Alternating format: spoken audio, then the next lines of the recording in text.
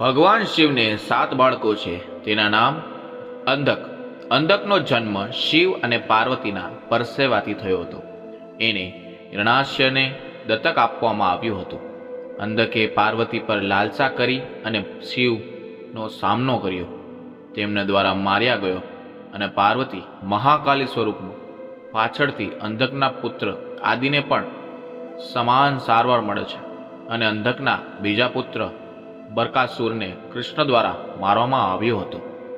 બીજો પુત્ર ભગવાન કાર્તિકેય, તે શિવ અને પાર્વતીનો સૌથી મોટો પુત્ર હતો.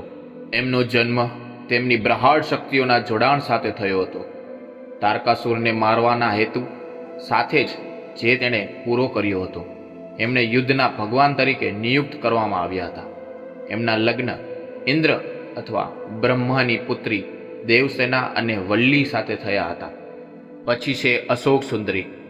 અશોક સુંદરીનો જન્મ કલ્પવૃક્ષમાંથી થયો હતો. જ્યારે પાર્વતી તેની ઈચ્છા કરી અને તેના કદની કલ્પના કરી, અશોક સુંદરીના ટૂંક સમયમાં ચંદ્રવંશી રાજા નહુષ સાથે લગ્ન થયા હતા અને તેમનો પુત્ર યયાતિ હતો, જે વિવિધ કુળોનો પૂર્વજ હતો.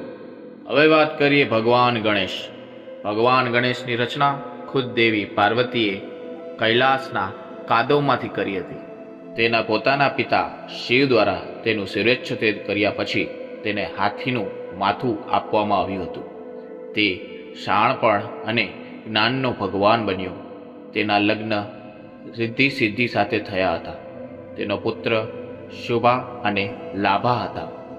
બીજા પુત્રની વાત કરી તો અયપ્પા એક રાક્ષસ. મહેર્ષિને વરદાન હતું કે તે શિવ અને વિષ્ણુના સંતાન દ્વારા જ મારી શકાય છે. આથી વિષ્ણુએ મોહિનીનું રૂપ ધારણ કર્યું અને શિવ સાથે જોડાણ કર્યું.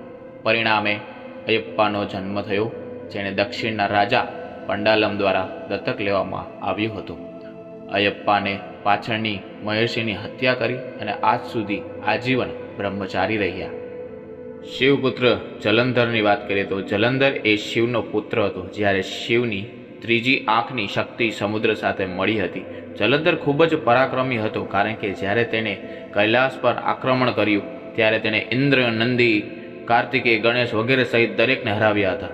જો કે વૃદ્ધાએ આત્મવિલોપન કર્યા પછી તેને શિવ દ્વારા મારી નાખવામાં આવ્યા હતા. ભગવાન શિવની પુત્રીની વાત કરીએ તો માનસા. શિવ પુરાણ મુજબ નાગાદેવી માનસા શિવજીની પુત્રી હતી. એમનો જન્મ શિવના બીજમાંથી થયો હતો.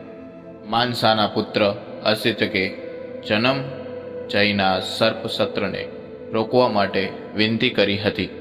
આ બધા ભગવાન શિવના 7 બાળકો છે, જેમના નામ અને કર્મ તમને આ વિડીયોમાં કહેવામાં આવ્યા છે. આવા વિડીયો જોવા માટે અમારી ચેનલને લાઈક કરો. હવે મળીએ આગળના વિડીયોમાં. ત્યાં સુધી બધાને હર હર મહાદેવ.